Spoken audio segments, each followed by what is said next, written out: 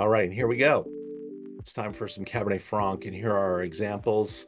From the Loire Valley tonight, we're going to taste the Tristan as well as the Messanges. And then we've got a wine from Bordeaux as well. Really beautiful 2015 Bordeaux example. Here's our Napa. This has got a fun story behind it. I'll tell that to you in a minute. Zuccardi Cab Franc from Argentina's Mendoza, and from Italy. Really a great brand, a great wine. It's blended. It's not a pure play on Cab Franc, but in many examples, Cab Franc is a backup player or part of a team, such as in the Bordeaux, such as in Italy. We've got a singular varietal example with just a kiss of other varieties in the Zuccardi, in the Loire Valley examples, and in Napa Valley. They're pretty pure play. Let's start off. We're going to taste in price order tonight. And we may decide a little later that maybe we should retool that order because price isn't always the indicator. But I think for this grape variety and looking at the lineup, it was a safe bet. And I want to see how these wines have progressed since we put them in the jar Monday morning like we do. The jar acts as a nice little decanter. Let's get that wine in the glass, swirl it around, take a look at that color. Pretty good color there. Our first player is a real value proposition, and comes in from a guy that I buy some Muscadet from, another Loire Valley classic, and he happens to put a little value Cab Franc together as well. Gilbert Chon is the name of the brand. And when we, oh, got somebody else to say hi to here in a minute. When we look at the Loire Valley, of course, we're going from west to east here. Paris is right over here. Burgundy, you've got Sancerre, you got Bordeaux over here.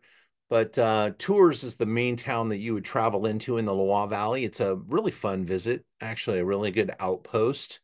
You could head over to Chinon and Saumur and Bourgeois, which is where the Cab Franc really kind of uh, this is the main area for Cab Franc. And over here, you've got some of the main areas for Chenin as well. And then over here, some of the main areas for Sauvignon Blanc. Gilbert Sean is making a single varietal using old vines and everything that, I'm sorry, let me stop wiggling that around. There we go. Um, uh, Old vines grown in schist. The wine from this property has been produced since 1993 under the Gilbert Chon name. And this wine's brought in by an importer of really nice little French vines, and always dependable on the value side. A lot of the brands aren't super famous for trying to achieve 100-point scores or anything, but these are small farmers that do things in traditional ways. And again, I told you they also make a Chenin Blanc. I'm sorry, they also make a Muscadet made from Melon de Bourguignon. But on their vineyards in the heart of the Loire, they're using Cabernet Franc, and they came in with just a super little find. You can see the Loire Valley in this instance, a ton of huge mansions, lots of castles in the Loire Valley, made it a major attraction for tourism. And a lot of the wines kind of fell play to that, making really affordable little pedestrian wines in the Loire Valley. Some of the classics stuck to their guns and made some better efforts over the years, but some of them really got dumbed down. And I think that's really hurt the Loire Valley. You know, trying to make the least expensive and really capitalize on tourism in the marketplace. And so gaining some trust back in some of these wines is kind of, so when I first got this wine, I was like, I don't know. This one might not really reach well enough for me, but I really enjoy its purity. It's a varietal character, which we're going to discuss in a minute. And I like the ethos of this family property. Really do everything in a really authentic way, hand farming and putting some really good quality into the bottle.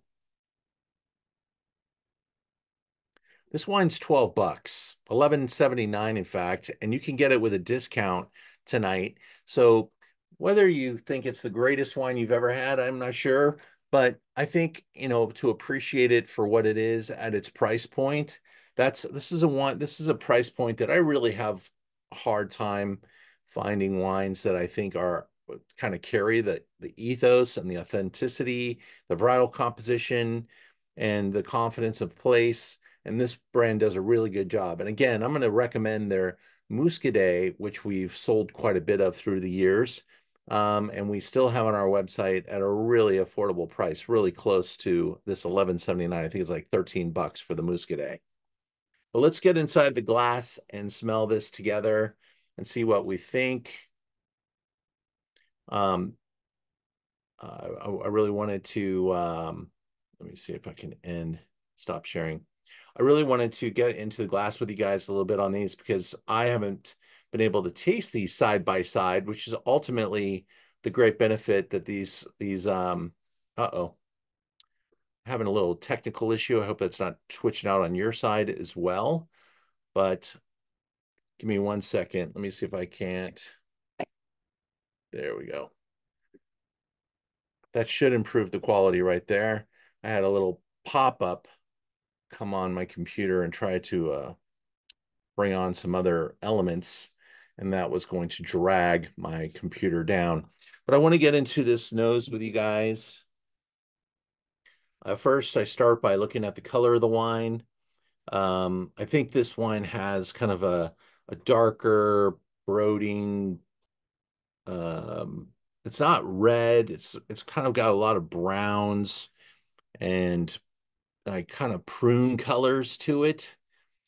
I wouldn't say the nose is or the color itself is like making me think super high quality. I think it's Cabernet Franc has a hard time attracting a lot of color and darkness. So it's plenty dark for a Cab Franc. But in general, I'm going to be a little brutal on the color. I think if on a score of 15 points, I'm probably down around 11 and a half or 12, really marking it down on color. The nose of Cab Franc is something that you may or may not, um, it's not something that you're going to want to recommend people start with. This has got the classic markers for Cabernet Franc, a little graphite, a little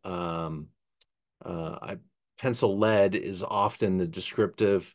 I went to school with an architect, and I can remember the smell of two things, the pencil lead and the burning pencil eraser. He had one of those electric pencil erasers, and this was back in the day when they did most things by hand and drawing and erasing and lots of pencils.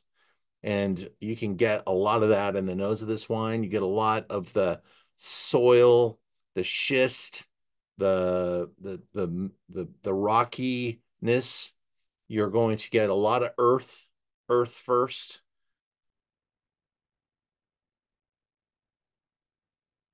You can also get a lot of pyrazines in this nose.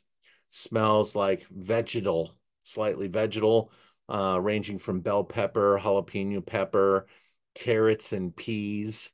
Those are vegetal smells. And as the grape variety is ripening, getting sunshine, it's growing through this phase. It's almost like adolescence, and the grapes need to get through it.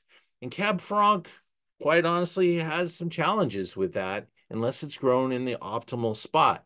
Now, Loire Valley, Chinon, if you spend some time tasting these wines, you're going to experience a lot of vegetal character in these wines. And they are charming and they're fun to drink in Paris. You go to a cafe, almost every single one of them sells a Chinon or Bordeaux, a Cab Franc based wine.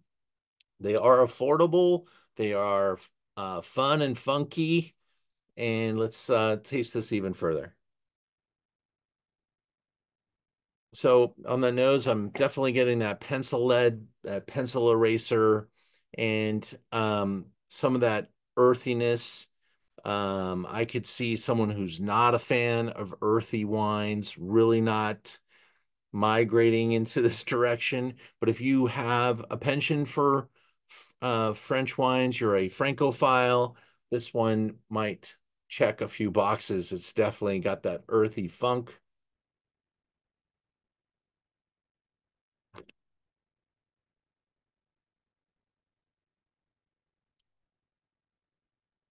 I think the mouth and the finish are where this really ascends a little bit.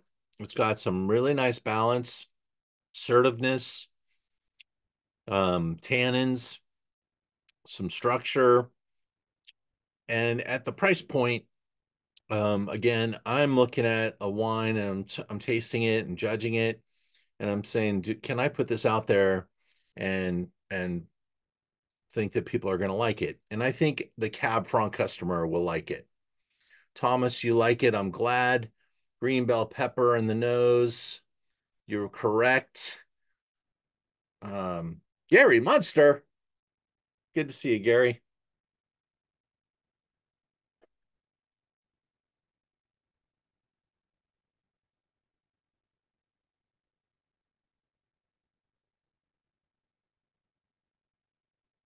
Yeah, so I think it's got a lot of Bordeaux character and in the varietal character and we put Cab Franc in the Bordeaux set of varieties. It's got a lot of Loire Valley character, but it's got a little more tannin and singularity than a lot of Chinons, which tend to be pretty broad and pretty feature a lot of different ripe accents. There's not a lot of floralness in this particular example, and there will be in some of the Chinons. There's a little bit more savory elements in some of the Chinons as well. This one stays pretty much in a kind of a singular look. Maybe it's the single vineyard nature of this wine. Um, but it's not blended with anything. It's 100% concrete. There's no wood time. Just a nice little package, and I hope you guys enjoyed that.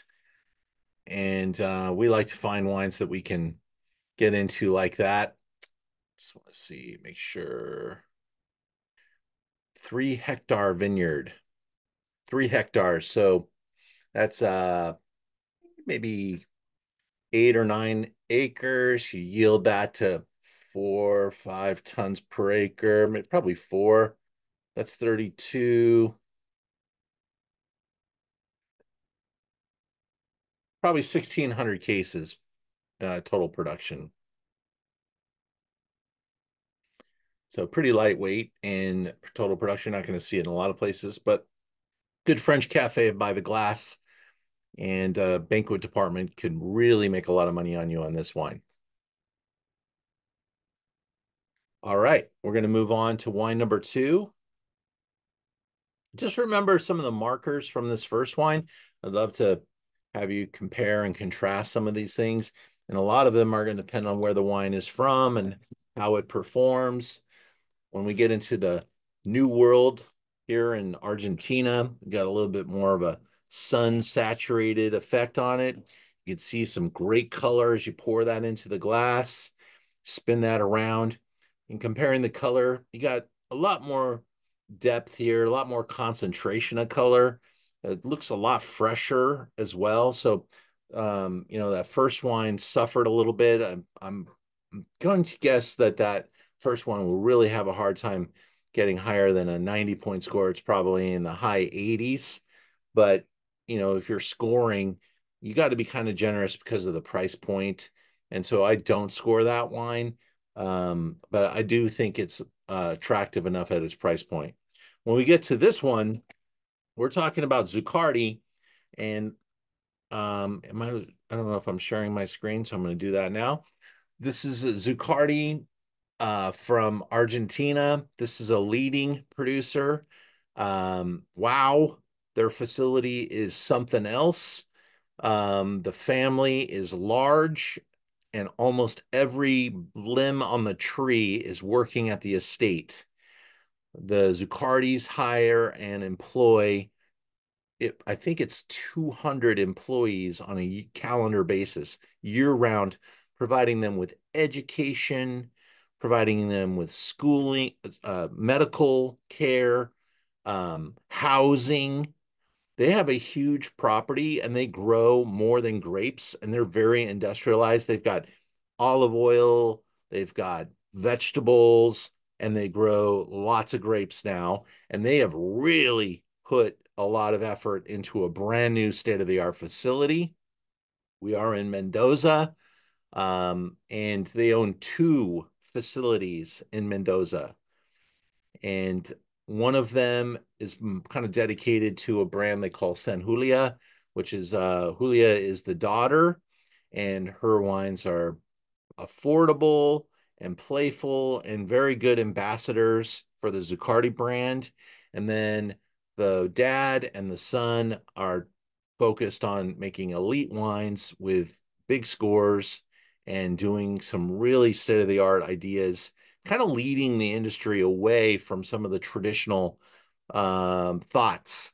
And so we'll get into that here in a little bit more.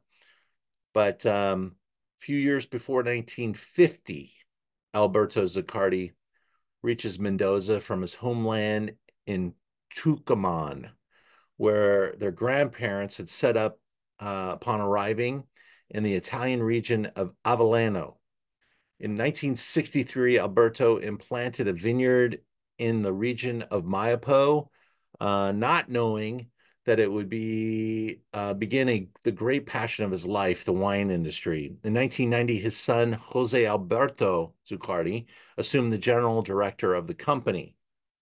2005, Sebastian Zuccardi, third generation of the family, led the development of the new stage of the wines and the winery's expansion into the Uco Valley. And his initiative since 2008, the winery has to be research and development and dedicated to the study of terroir and different varietals that affect wine production. In 2013, construction of the new Zuccardi winery in the Uco Valley began, and it opened in March of 2016 with the premise of with the premise of producing wines with identity throughout the contiguous exploration of the different terroirs of the Uco Valley. So I'm going to show you some pictures of this new facility. This, I believe, parts of it opened in 2016, and relatively recently, as in like 2020, this property was finished, and it is beyond state of the art. It is like a space station in Mendoza. And this is not a huge producer, but a very quality focused producer. And they're really taking on, they employed all the workers that built the building. They have, great control of their expense. They can do the lavish things, but they can internalize the expenses and make a lot out of a little. And they used all of their own materials off of their property to make the building. And they've did a lot of architectural research, structural research, and really put a lot of work into it. And Dad always said to the family, make sure you dream and make sure you dream big enough. And so that's the inspiration that they live by. And they are a pretty dynamic group. Tulia, and that's the son here who's taken over the operation in all winemaking. Now I'm going a little deep on this because I'm going to be a guest at this facility when I take my group to Argentina in a couple of weeks. It's coming fast. And so I'll be able to report back from visiting there. But this is their Cab Franc, James Suckling, 95 points, very attractive blueberry and black cherry aromas with some tarragon undertones. It's full-bodied and chewy tannins that show layers and polish. We're at 20 bucks. This is the Q line.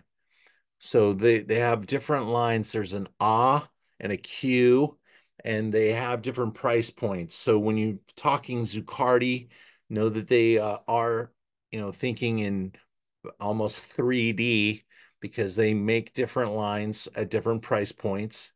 But a lot of this is made by taking stuff that's aiming at A and they declassify it to the Q and making it a super value. 92 points, Robert Parker as well. Let's taste it together. Of course, we've already commented on the color. So there's a lot more ripeness. You got some wood undertones in there as well. We've got, and that surprises me how much wood I'm smelling. Am I smelling wood or am I smelling stem? What am I getting there? The vineyard, spicy, peppery, floral, and herbal with fine, chalky tannins. It's impressive in the price range. 500-liter barrels and 2,500-liter oak vats.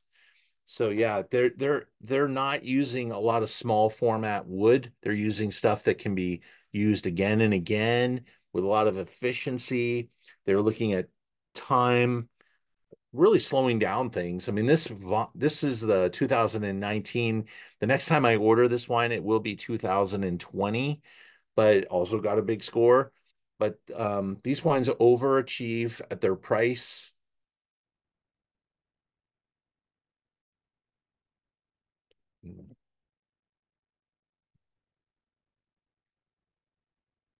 Wow. I think it's got really nice fleshy richness, weight. I don't know, $20. This wine's going to be hard to beat tonight. This is pretty extravagant. It's got a lot of beautiful fruit tones, texture, weight. Now, their suckling talks about tarragon, so I want to go in looking for that.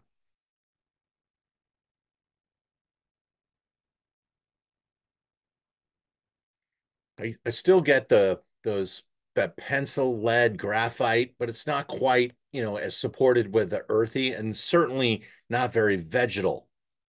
We've left the vegetal arena.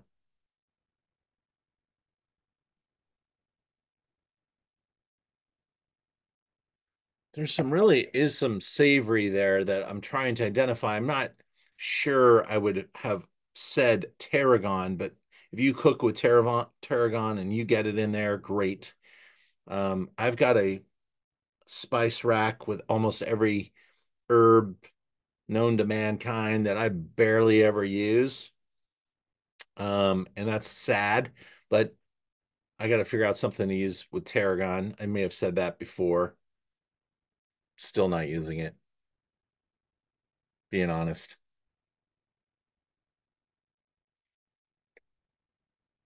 Hope you guys enjoyed wine number two. That's a winner. Zuccardi, I'll be able to report back after visiting. It's going to be pretty spectacular. And that facility, and we carry a number of the Zuccardi wines, at least two of them right now. I might have sold one recently. Let's see what we got. Yeah, we only got the two. So they're making some serious wines. This one's 98 points at 160 bucks. And this is one of the top Malbecs of Argentina, and that 17 vintage is current. So they really do take their time bringing the wines to the marketplace. They don't use a lot of aggressive new wood, and they're using, like I said, a lot of concrete, even on the higher end stuff, really slowing it down, letting it mature in the concrete, in the cask, in the large wood vats, and making some really special vineyard designated wines and also some inspired blends. So check out Zuccardi a little deeper. I think you'll find something for everybody. I will have the Bernarda come back from Zuccardi. It's one of my favorites. I buy the Bernarda and that's a $40 Bernarda. It's out of stock right now, but as when it comes back in, I'm going to be bringing that into the store as well. That's two wines. We've got four more to go, but quick, I want to make sure I plug next week because uh, Southern Stars of Wine, we repositioned this a little bit. I was trying to show off some expensive stuff, got it a little too expensive for prime time. So I went in and retooled it, and I think I put a better lineup together. It's 30 bucks. We're going to taste the brand new Craggy Range. That's going to kick into 23 for our show. It says 22 because we still have a bottle or two left, but we're going to be tasting the 23 Craggy Range, one of my all-time favorite white wines. We're going to taste the Prelude from Lewin. That's one of the best $30 Chardonnays you've ever tasted in your life. The brand new 23 Barda, which is another producer we're going to be visiting in Argentina. We go down to Australia for a look at the 2016 Manzer, which I bought every case left at the distributor. They went out of business, and I was able to pick up this $40 bottle of wine for half price. And I'm giving that a really great price, 1995. I want you to try it. It's 2016 and it is delicious. There's great write-ups all over the place about this brand, but the importer went down and had to sell everything in a hurry, and I was able to take advantage of a pretty good scenario. Um, Katana Zapata. This is their Tinto Historico. So we're in Argentina with Malbec. We got Shiraz, we got Pinot, Chardonnay, Sauvignon Blanc, and then we finish with one of the all-time great dessert wines in the world from Klein Constantia, and it's called Vin de Constance. It is inspired by Napoleon, who loved this wine, and the bottle and everything is super cool. It's really hard to get, and it took me a while to get some, and we're going to taste the 2016, one of my favorite dessert wines on the planet. So that's our lineup next week for 30 bucks. I hope you will join us. We've got probably 6 kits left, and we'd love to get more people, of course. I hope that commercial intrigues you enough to have you join us next week. And the week after, we're big on Burgundy. I don't want to beat you up too much here, but 2 weeks from now, I'm breaking out some great Burgundy. And of course, I just got back from Burgundy as well. Saw a couple of these producers. This is one of the great names in Chablis, Leroux, Bouvier, Francois Lompe, Pierre Guimonet, and Lucien Boyau. This lineup rocks. And I think you're going to love this Burgundy presentation. So join me as we taste our way across Burgundy. Couldn't make it less expensive, and yet kept the quality super high. You're going to be really impressed. Plus, some of these vintages are in prime tasting windows now, and that's awesome.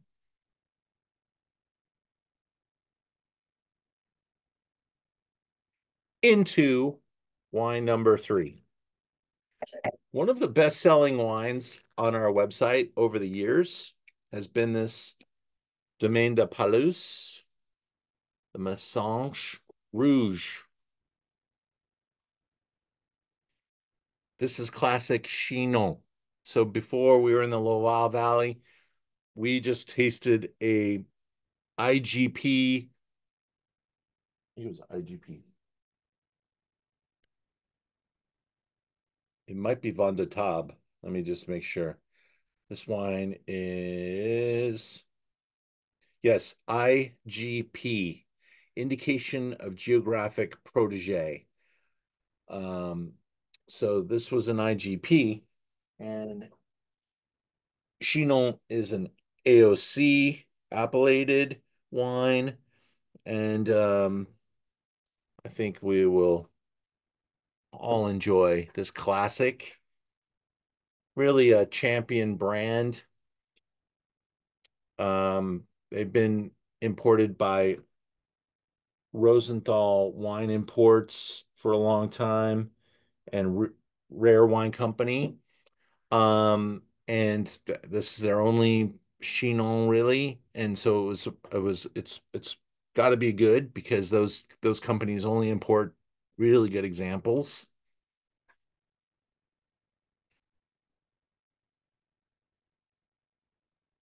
Cabernet Franc. Um, One of the challenges is that it has a little wing on it on the cluster, and some producers cut that off so that it grows and ripens. When we go to pick grapes, what we want is every grape to be the same level of ripeness. And when you got a little wing on the cluster, you're going to have some different levels of ripeness. And so we look for ways to create homogeny. And this is one of the challenges for Cab Franc.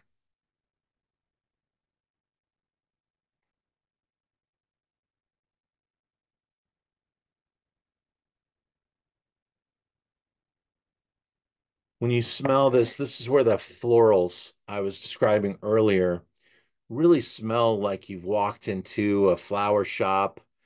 You've got some of that same Cab Franc, graphite, pencil, a lot, not very much. The Parisines are there, but they're really in the background.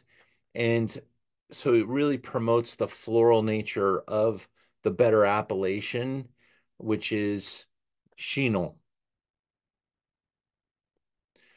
Again, $20. And this wine's been 20 bucks for a while.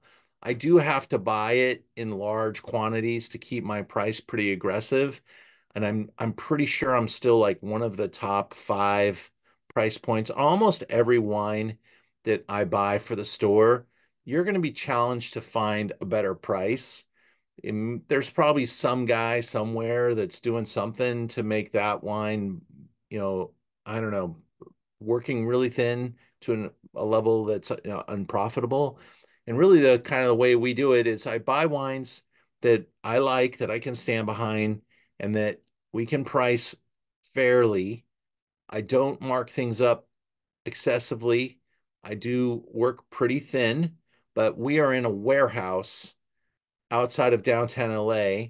My rent is a fraction of any wine shop in LA. And that lets me be a little bit more aggressive. I need to be. We're a wine store that's online. You can't walk in the store. I can't talk to you and say, hey, let's try this one. I can. You just have to call the store and talk to me personally. But so I need my prices to kind of stick out. And that's how people find us. And I want to tell you that since I think the end of August, man, we had a brutal summer. June and July, every business in LA, I don't care what kind of business you're in, we were all suffering. August, uh, probably the pinnacle of tough was the first, second week of August. And then all of a sudden, things have started to improve in a pretty nice pace. And we're having a great September so far. And I'm really optimistic. I do continue to think of our store, as a long-term option for you guys, and I want to be. And in my delivery company, we're talking about going back to 3 days a week for delivery. We're only at two right now. And so that's all good news. I'd like to get back there, especially for the holiday season. And so that may be coming back to us really soon. But this wine, I think, is just a great example. Check it out online. There might be a place or two, but remember, you get 10% off anytime you get to 12 bottles on my website. You get automatically get 10% off. And we're going to remind you how to do that right here on the deals page.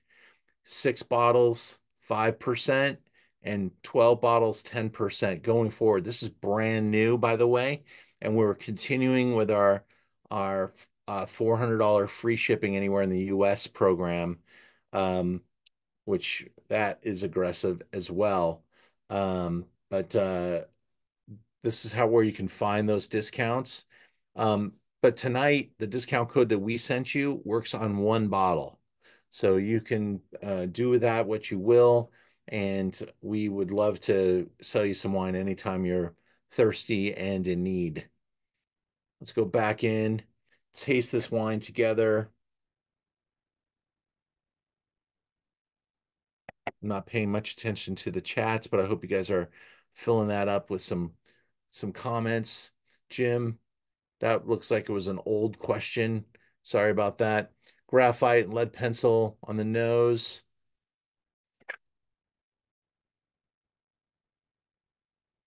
Can you smell the florals? I don't know if it's rose petal. I think I get some nice, you know,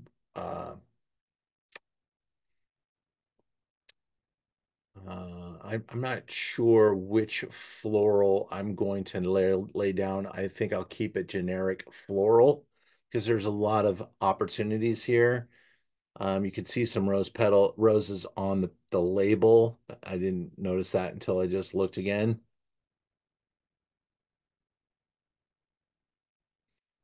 But I definitely smell the rose petals.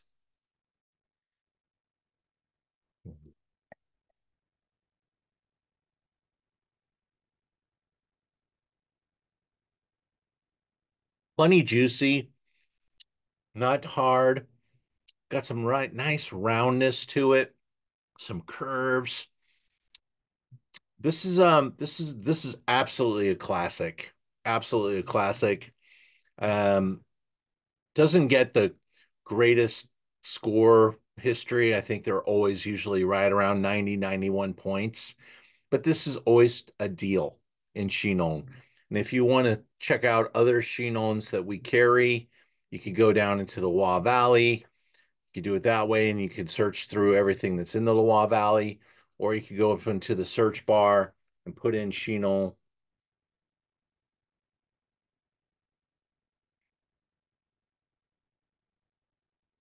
Ah, I can't spell. Chinon. There we go.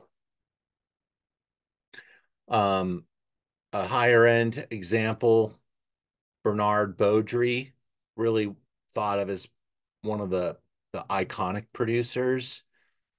And what the kind of the direction I want to take the website is I want to um, think of us like having like Michelin star wines. These are Michelin star wines, and but available at retail.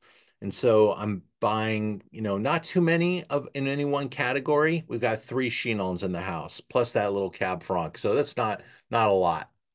But we want to make sure we carry some of the best names. Bernard Beaudry, Charles Joguet, and Domaine de Pallus is really that's going to cover the bases pretty well. Now we're going to go down to Bordeaux, or as the English say, the claret. They want to have their claret. Chateau Aney. This was introduced to me by Kermit Lynch. 2015 is current vintage. That's what you got to love about Bordeaux, man. They build it big and long and keep the pipeline chugging along. When the 15's done, we'll be in the 16. So we're in good shape with Chateau a couple great vintages. They like 10 years on the wine. That's what the recipe is for good Bordeaux. We're in the Haut-Médoc, right up just north of the town, the city of Bordeaux, right here, the Haut-Médoc. What's next door? Margaux. And Haut-Médoc is a lot of value. Nothing too major as far as the wine presentation. It's pretty classically Bordeaux. They welcome quite a bit of visitation, and they only make really this one wine at the estate. It's a sizable estate, a pretty good production. They do use some really good winemaking, nice aging, and of course, time in the bottle. The recipe is classic. The recipe's simple. Probably the varietal blend is even pretty consistent year to year because that's the way the estate is planted. 65 Cab, 25 Merlot, 7 Cab Franc. So Cab Franc's pretty minor player here, but definitely this is something Cab Franc is you're going to find Cab Franc in almost everything on the left bank in small proportion. And on the right bank, you might find wines that are 80% Merlot and 20% Cab Franc. But I couldn't help myself. I had to share this 15 with you because I think it's so stellar. And I want to get into it with you at $27 on this current vintage wine. Just absolute screaming deal because I think it's drinking way above its class.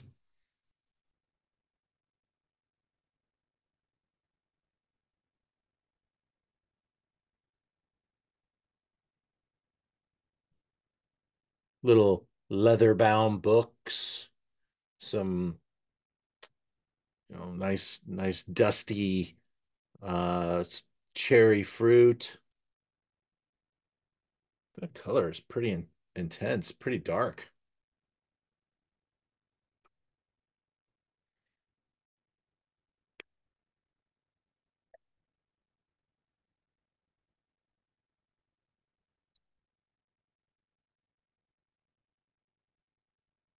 I think this wine maybe lost a half step since Monday with the decantation being 10 years old.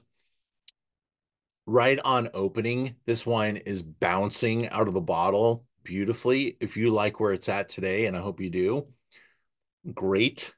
I think it lot my sample lost a half step. It's got a little bit more advancement than I was expecting because I tasted this wine Monday morning. But this is the way Bordeaux is supposed to taste. And my friends in England would scream at me, being like, "Oh, this is perfect. This is what it's supposed to be like. This is the the the dust that I'm expecting, and the library smells, and the leather bound books and the red leather booths."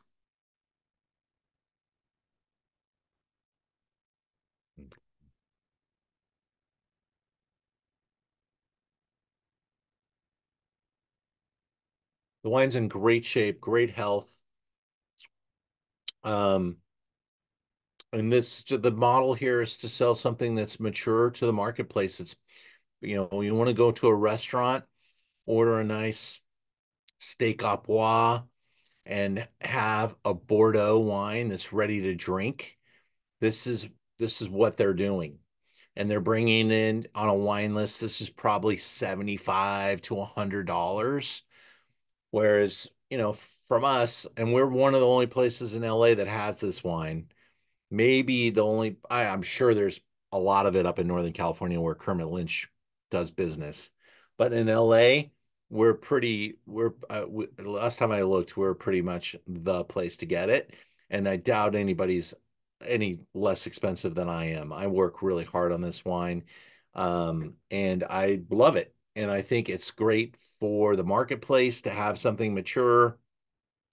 When we talk about the grape varieties, Cab, Merlot playing major stars, but the Cab Franc is there, and you can smell some of that same typicity that we had in the prior examples shining through. Just a little bit more of everything else, a little touch of like cedar.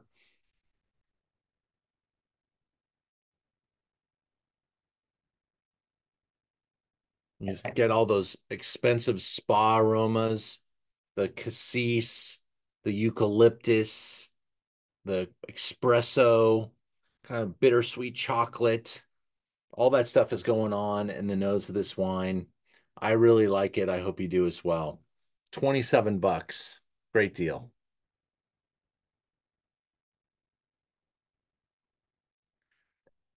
Let's go from France to Italy now. This is a really fun producer of serious quality. Podere Poggio Scaletti. They make a couple of wines. One is quite elevated in price. Capogatto is the name of this particular bottling. It is not traditional Chianti fruit. This is more of Bordeaux at play in what if you were growing Sangiovese here, you could call it Chianti, and they make a Chianti. But this is an IGT in Grave in Chianti. I've got a pretty long video here, which I'm not going to play for you. I'm going to send this to everybody on the Zoom, but we interviewed the producer, and he's charming and fun, and we did this Thank not you for too long joining us ago. today. You're Some of you welcome. were on that Zoom, so I'll make sure everybody gets that. You can also find it right. Let me go right back to it. I'm just gonna plug it into your chat. Let me get it for you. Hold on. Thank you for joining us today. Boom, You're welcome. It was boom. a real pleasure. All right. I'm gonna get that and grab it, throw it into the chat box. And if you'd like to watch that, you're welcome to do so. I just want to stay on time tonight, and we got two more wines to go here.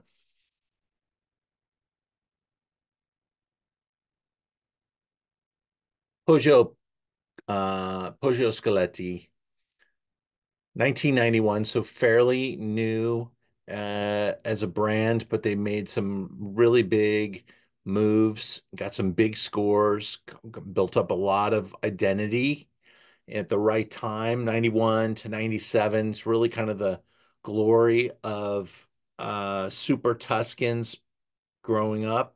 And this was listed as one of the wines to watch for a long period of time. Amazing properties in Tuscany. If you ever get to go, you'll see so many that are like this. They have just incredible resources, massive 2,000-acre estates with castles and vineyards and amazing cellars. They eat well, they drink well. It's kind of a an amazing spot to go and visit. This is 25 Merlot, 25 Cabernet Sauvignon, 25 Cab Franc, and 25 Petit Verdot. 94 points, James Suckling. Red with energy and focus for this ripe and dry vintage with dried berry, cedar, and leaf character to the hints of citrus, kind of like a lemon zest almost. It's full bodied yet lightly austere, which gives it character and tension. Tight tannins, give it some time to soften. Better after 2022, and here we are, 2024. I've got the best price in America on this wine. I'm showing 2017. We took a long position on this wine because it was a great price, a great opportunity.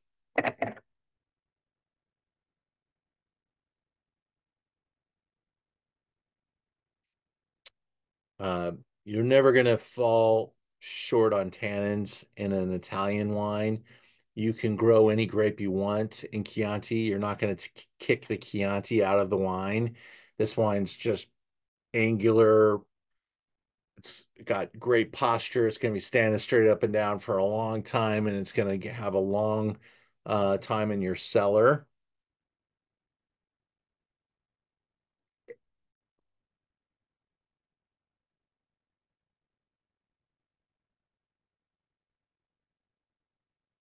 That acid starts working right away, and there's just really good character, earth, stone, mineral, acidity plus plus. It's a lot of fun. It's um it's a super Tuscan through and through, and coming in at $60 a bottle, a really good deal. Any comments? Or I'm moving to wine number 6.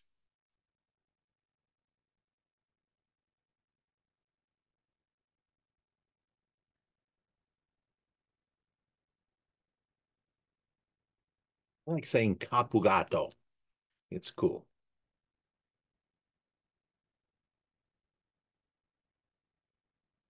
Wine number 6. Stormy weather. This is the Wandering Star Cab Franc from the Napa Valley. We are showing you the 2016, which I discovered recently. This wine is current from the winery. They are, of course, also marketing, like they got a vertical that they're out there with. This is the brother of the owner of 100 Acre.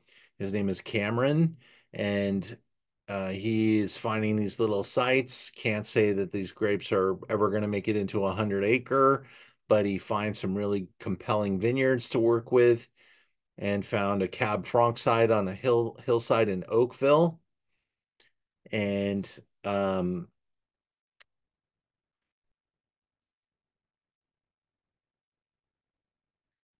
stormy weather has a lot of meaning for Cameron. He's got some of the song references to it, and Cameron's brother Jason is the founder of prestigious 100 Acre. This is where they call home.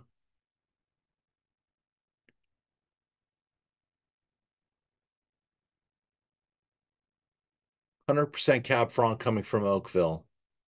2016, considered a very good vintage. 30 months in French oak barrels. 80% of them are new. Deep garnet color, deep garnet purple in color. Gives up pretty floral perfume of red roses and lavender.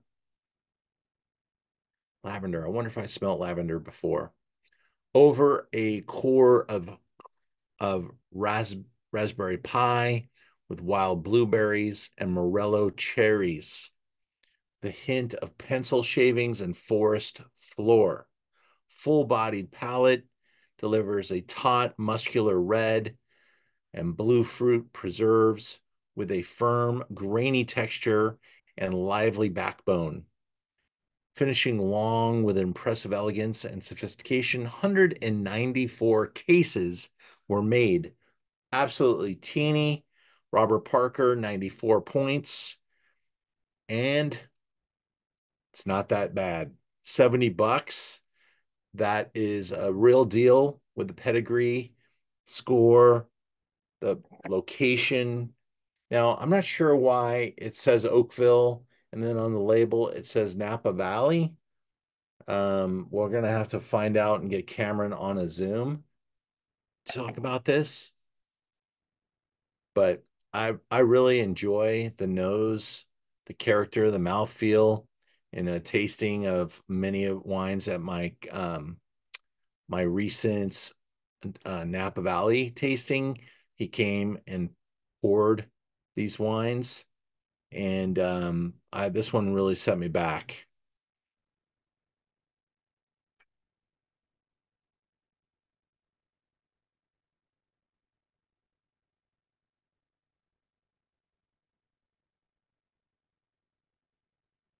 Napa Valley, you get a little more sunshine here, so you're talking full throttle on the nose. There's a much higher level of ripeness. You know, those wines from Europe were all 13.5 to 14% alcohol. Here we're looking at something considerably warmer. There's there's an angle coming off with all that pencil shaving and ripe the cherry character is like it's like a muddled cherry in the nose.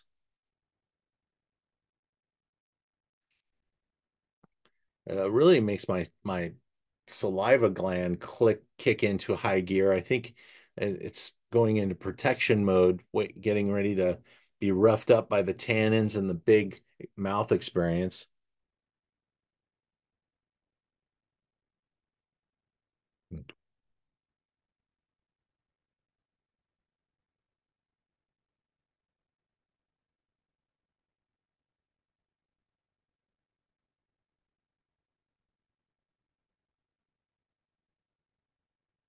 So the brand is called Stormy Weather. The wine's called Wandering Star. It's a brand within the brand. So Stormy Weather Wandering Star Cab Franc is the name of the wine. Yeah, lots of vanilla from that's wood bringing us that vanilla. You can smell that in the front. You can feel that. There's a pretty strong statement of wood throughout this wine, supporting it, carrying it. It's bold. It's big and delicious.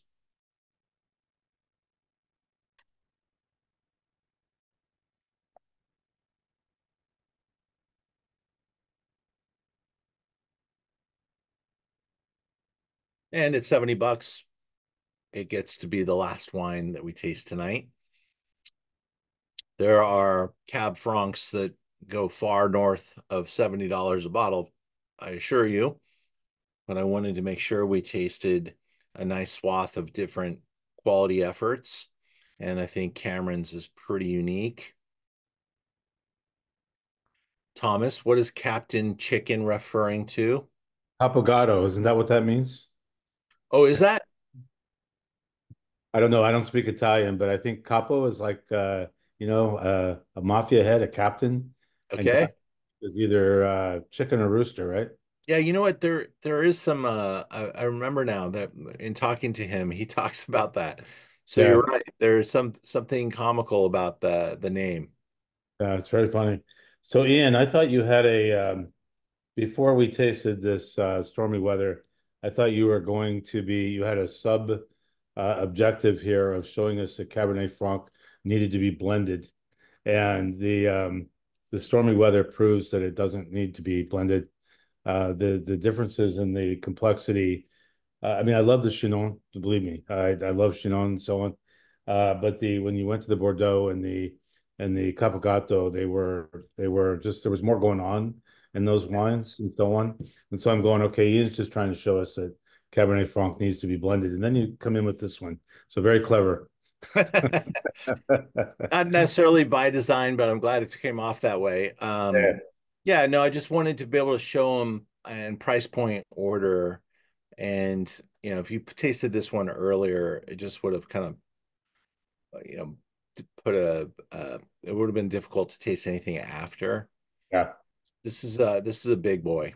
And there are a number of big boy Cab Francs in the Napa Valley for sure. There's some really interesting stuff going down in Santa Barbara with Cab Franc. There's other appellations that we could explore as well. But I think this is a nice cross section for the variety, and I like to show it blended and show it onto its own. Some of the lightweight ones that carry the softer price point, they're more on the pretty side, and this one's on the power side. So we definitely straddle the spectrum there. And I leave it to you which you prefer, what you find the value in. But my wife really likes Napa Valley Cab Franc, and I'm always searching for something to make her happy. And unfortunately, she continues to find wines that have like price points that make it almost unattainable. And then I found this one, and she's pretty satisfied with this Wandering Star. So I'm that's my kind of one of my tasks because Cab Franc is her favorite grape. Hmm. Yeah. Jim, what did you guys think? Do you have any favorites tonight? So, Ian, if you can hear us? Yeah. So, we were just saying that, and obviously you have your own opinion that the Chinon is classic, right? It's light, it's easy to drink.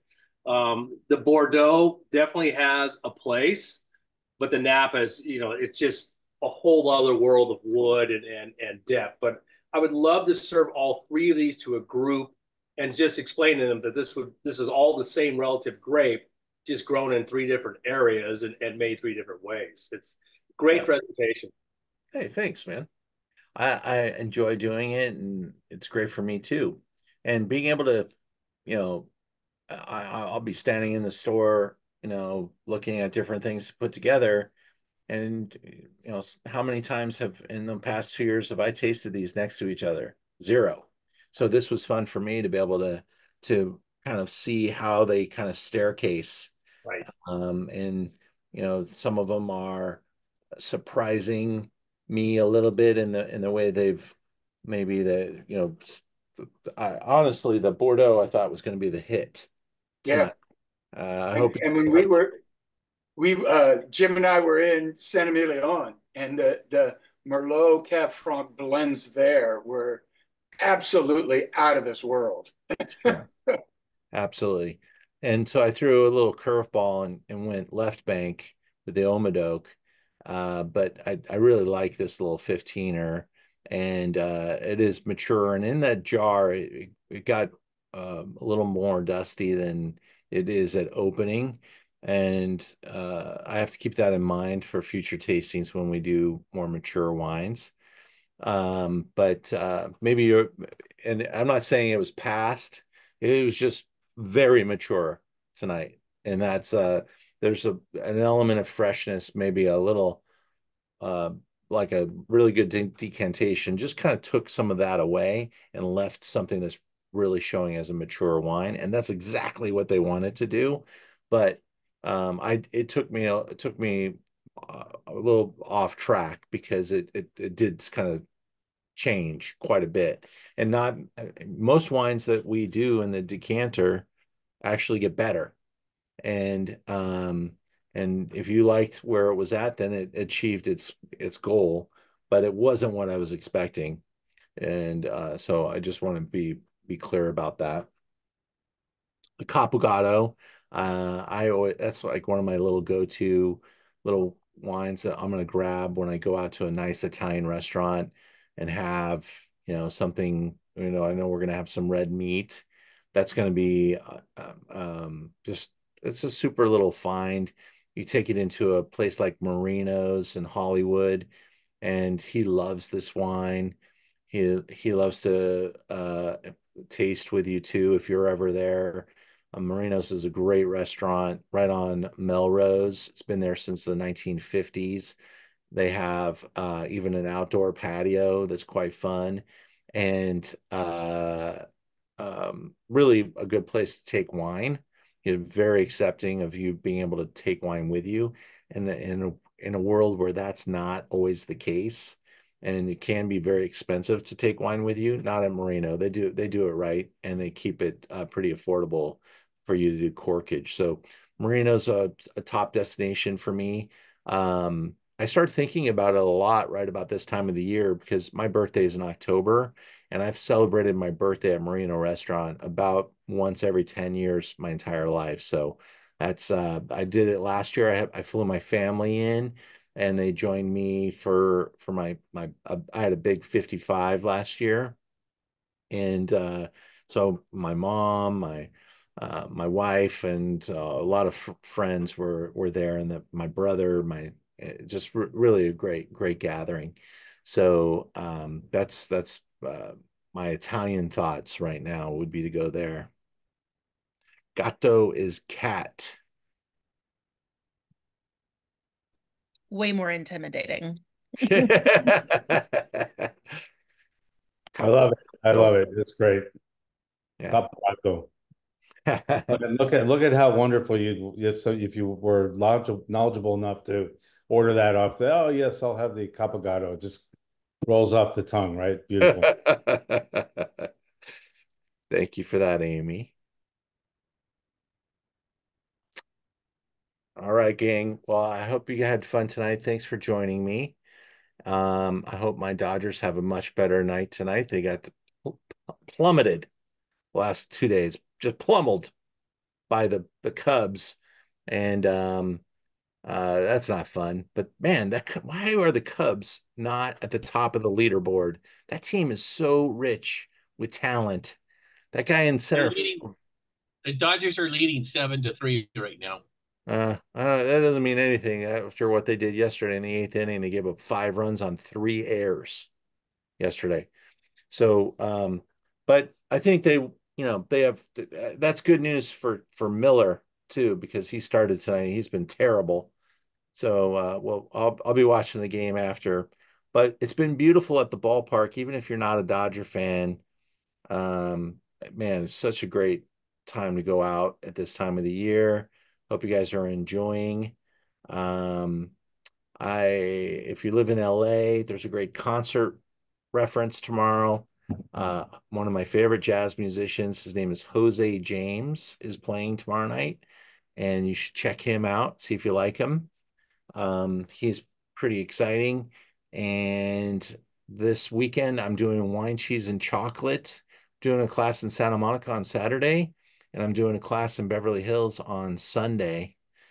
And then coming down the pipeline, I'm taking a group to Bordeaux. If you want to go with me to Bordeaux, we're staying in some nice hotels and eating and going to see some really nice houses. Take a look at the website, learnaboutwine.com. You'll see the trip laid out there, and you can extend it with me as well. Got some VIP add-ons.